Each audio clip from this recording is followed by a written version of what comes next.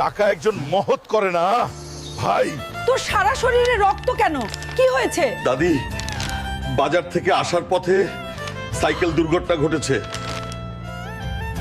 তাড়াতাড়ি এখানে বসো, আমি তোমাকে ব্যান্ডেজ করে দেব। নানি, আমাকে একটা বাইকও কিনে দাও। আরে হাল্ক, আমরা গরিব মানুষ। কি করছো হাল্ক?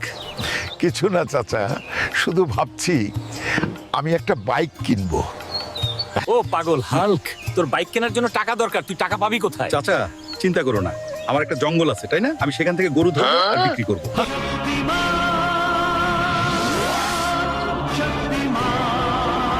এই গরু, আমার সাথে আয়, তাহলে যুদ্ধ হোক।